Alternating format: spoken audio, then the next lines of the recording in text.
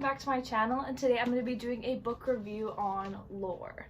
So I'm super excited that I bought this book because I'll finally be able to participate or be able to watch the live book explosion talk, which I've never done because I never pick up the book they're reading for some reason. So yeah, the book explosion live is being held on the 30th of January, so first, let's just talk about the appearance, because the book is beautiful. Gold, and even without the dust jacket, struggling. It's so pretty, it just like reflects off the sun. So to start it off, I really like how it's in the 21st century in New York, but it still has the Greek god aspect, so that's exciting. I love Greek god tales and stuff, so. And I know Alexandra Bracken's writing's good. The only other books I've read by her, though, are The Darkest Minds, which was good, but I like this one a lot better. Do I like it better? It's been a while since I've read The Darkest Minds. Maybe I'm just thinking of the movie. Like, the movie was okay, obviously not as good as the book, because when is it ever? But I rated this 4 out of 5 stars on Goodreads. So let's get into my notes. So I love any book that starts like this, but I love when the book starts with a girl kicking a guy's ass. When she's doing the fights at the beginning, it's awesome. And to start off, before Castor even becomes like super important, I love how, oh yeah, if you're watching this and you haven't read it, now's a good time to stop, because there will be spoilers from here on out. Yeah. Okay. So I love how when Castor comes into the ring, they're a little back and forth even as they're fighting. I'm like, he's gonna be super important. And then when she goes to find him in the place they always meet, and she's like, he's not here anywhere. And then he walks down the steps with Apollo's power, like he's their new god. I'm like, oh shit. Okay, that's a power move. So I didn't have a lot of notes from here to here. I find it wasn't slow, I guess. I wouldn't say slow, but it just wasn't anything noteworthy like that jumped out to me at the beginning. But at the end, I could not put it down. I read it in one day, so tells you something. So on page 148, I had said, oh yeah, when she takes him back to Jill's house, her caretaker, and Van's like, is this stuff all yours? She's like, are you always this nosy? No, like I lived with someone before and I was their caretaker, so it's their stuff. And he's like, you were someone's caretaker? You? I'm like, oh my god. And I was like, I understand. Like when that guy tried to kiss her in the ring, she literally was so shocked. She literally just pummeled the shit out of him. Oh yeah, okay, this part I was like, damn. So when Lore brings them back to the place and Athena's downstairs and Castor walks in with them, Athena, obviously gods hate each other, right? So Athena throws the spear at him, and then he just catches it right before his heart. That's so cool. Okay, page 152. The very first interaction with Van and Miles. I just knew that they were gonna get together. Even though like Van was kind of cold to him, he's like, you're unblooded or whatever. Yeah, unblooded, so like human, no power, whatever. So I was like, there's love gonna happen there. And I'm right. Oh yeah, so for one of her, when it does like 7 years ago, because the gods come down for the Agon every 7 years. Agon, I think that's how you say it. So when they come down every 7 years, so the last 7 years, they have like 8 days or something to kill the gods. 7 days? Yeah, 7 days. Yeah, so what's his face? The god of Ares, I think. The new god of Ares, because he killed him, is literally the worst. His name is Wrath in this, because you can rename yourself, I guess. And so the house of Perseus is Lore's house, Melora, and her parents, I don't know why, they're very shunned. Nobody wants them, nobody wants to train with them, they have no money. So basically, her dad's trying to give her the opportunities. She gets her to train with the House of Apollo, and now she's talking to the Ares guy about like an alliance or something, and he told her to bring the girl. And this is what she said. I wish to purchase your daughter from you for marriage. Purchase? Like, fuck no. This is the 21st century. I understand the gods have older ways, but no, no, no. Oh, and then when they find the reveler, and he's like, he tells Lore that, yeah, Jill was Hermes. You were basically Hermes' caretaker. He didn't need one. He was just watching over her. She was so shocked. I honestly didn't see that coming. I had a feeling Jill was something more than what he was. I didn't know he was a god that was just like protecting her for a while. But anyway, Hermes is dead now, so.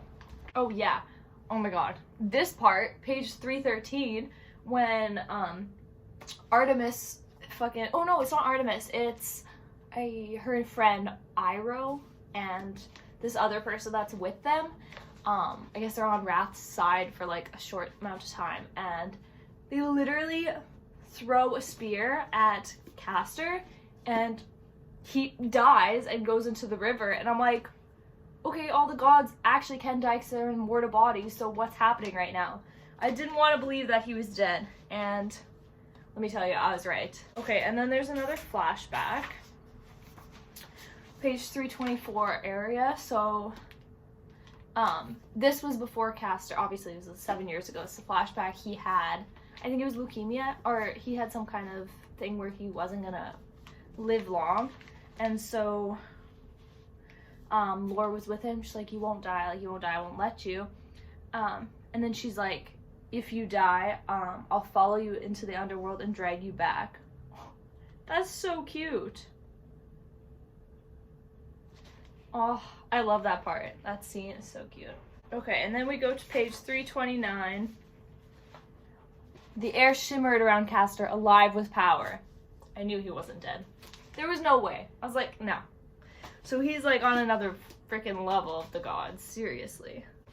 Oh, and then I kind of made a stupid, I was like, what can't die? Like, what has that power? And I was like, is he the Aegis, like the shield? I didn't know if it was actually like a full object or if it could transfer its powers, but yeah, I was wrong about that, but it was just a guess at this point. I was just like, what is he? Like, he's supposed to die. And then he leaves them. He walks away, and she's like, what is he that he doesn't stay with me? And he's just trying to make her see that Athena isn't good. I knew binding her fate to him, like linking her life to hers, was such a bad idea. And then they go to Tidebringer. She's actually alive in a cell, which she was supposed to be dead.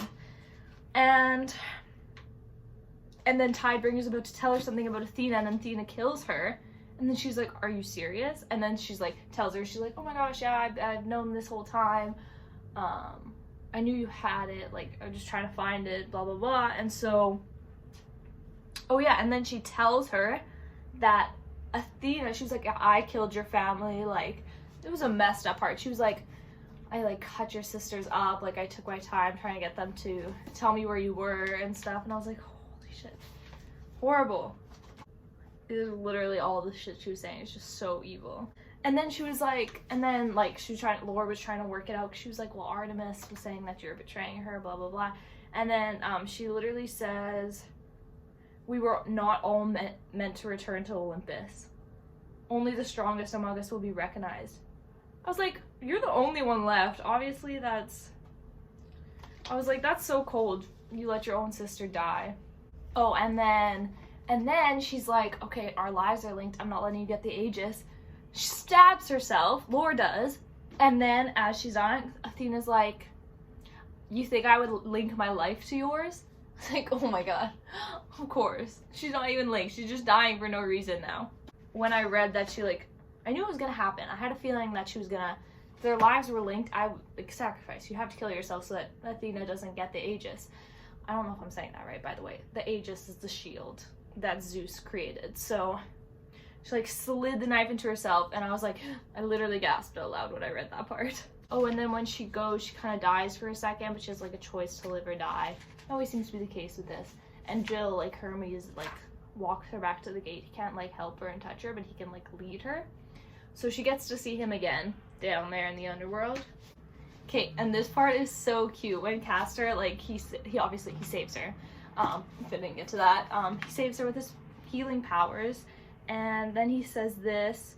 He's like, Lore, he's like, I was born knowing how to do 3 things: how to breathe, how to dream, and how to love you. That's so cute. Ugh. And then her hiding place for the ages is hilarious. Literally where she stole it from, it's just on the other side of that wall in the sewer drain, and it's the Zeus's shield, she puts it in a trash bag in the sewer. And I was like, honestly, they wouldn't look 2 feet from where you actually took it, so that's pretty clever. And then power move, when she like grabs it, and then she's like, she puts it on her arm, and she like, I don't know what kind of power, she releases power, lightning, I don't know, but anyway, it's basically to signal like, yeah, Athena, I'm alive. So to lure her out, because they only have like 1 day left. Okay, I honestly love Miles' character. He's so loyal and he's so like into all this stuff. And then also he went on an errand run just to get like supplies for everyone.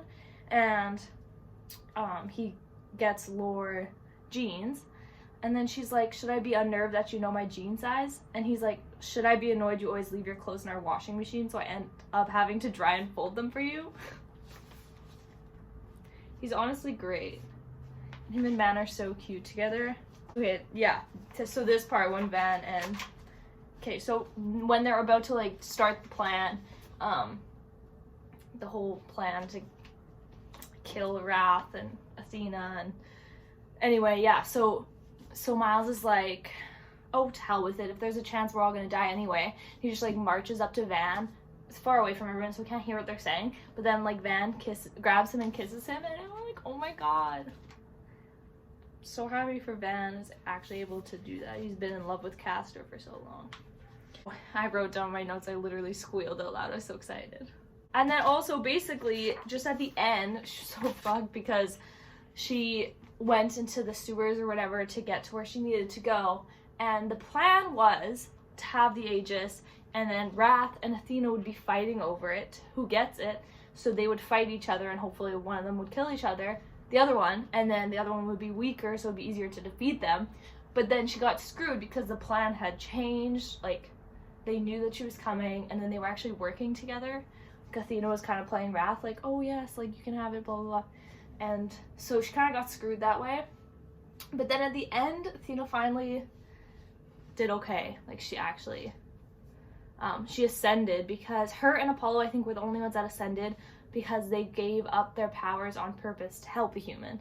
So, like, Apollo, Castor finally finds out how he got the powers because he was literally in a bed dying, like, he was bedridden. And Apollo gave him the knife and was like, here, like he helped guide his hand to kill him. He didn't know he was gonna ascend, he just didn't want to be in the Agon anymore because it's like torture, I guess. And then Athena is like dying, like her mortal body's dying, so she's like, hey, you need to kill me to get the powers to save the city, because now she's all like, okay, I see my mistakes, we need to save the city. And so she stabs her, blah blah, Lore gets the powers, and she doesn't what she wants. And then I honestly wasn't expecting the ending, but I guess if it's just a standalone book, then I understand.